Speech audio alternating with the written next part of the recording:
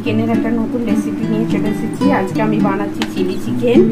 দেখুন আমি চিকেনটা নিয়েছি 300 গ্রাম।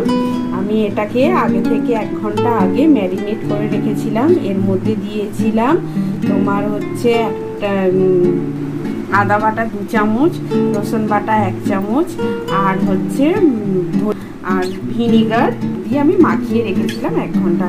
এখন আমি বানাবো বলে এতে দিয়েছি কর্নফ্লাওয়ার। দেখুন বন্ধুরা আমি কর্নফ্লাওয়ার দিয়েছি, এটা দিয়েছি 5 চামচ, আর এর মধ্যে একটা গোটা ডিম।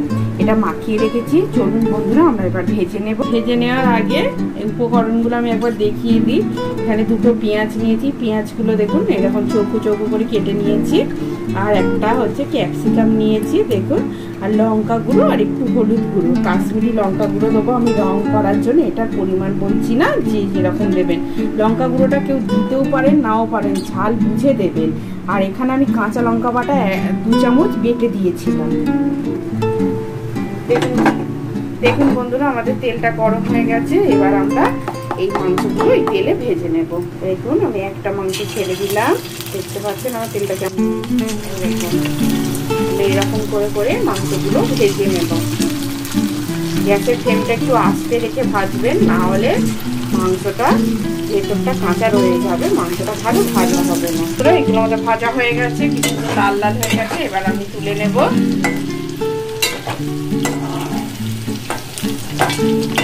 তেলেই বাকি যেগুলো আছে সেগুলোও আমরা দিয়ে ওরকম করে ভেজে নিচ্ছি।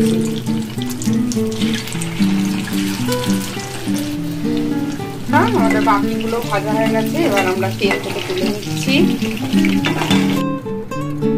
পেঁয়াজগুলো দিয়ে দিচ্ছি, ক্যাপসিকামটা দিয়ে দিচ্ছি,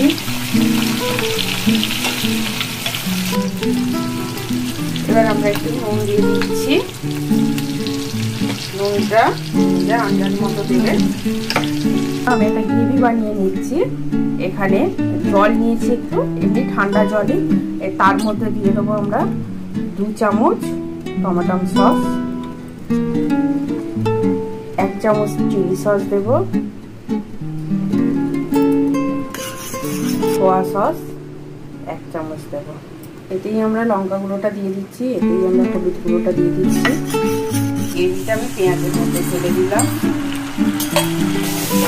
এবার এর মধ্যে আমি কাশ্মীরি লঙ্কা গুঁড়ো দিয়ে দেবো। বললাম লাল করার জন্য আমি দিচ্ছি, যদি না দিতে চান নাও দিতে পারেন, কোনো অসুবিধা নেই। আমি একটু লাল লাল দেখতে ভালো হওয়ার জন্য দিচ্ছি।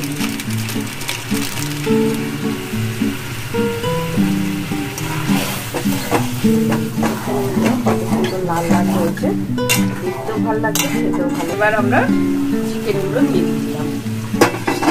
জল দিয়ে এই কর্নফ্লাওয়ার দিয়ে আমি একটু গ্রেভিটা বানিয়ে নিচ্ছি।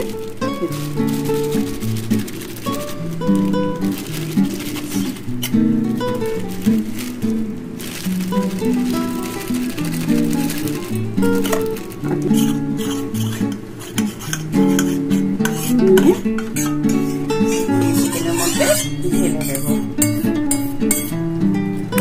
দেখুন বন্ধুরা আমাদের চিলি চিকেনটা তৈরি হয়ে গেছে।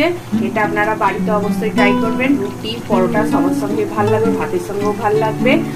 আর হচ্ছে এই রেসিপিটা যদি ভালো লেগে থাকে আমার রেসিপিতে লাইক কমেন্ট শেয়ার করতে ভুলবেন না। অবশ্যই লাইক কমেন্ট করবেন।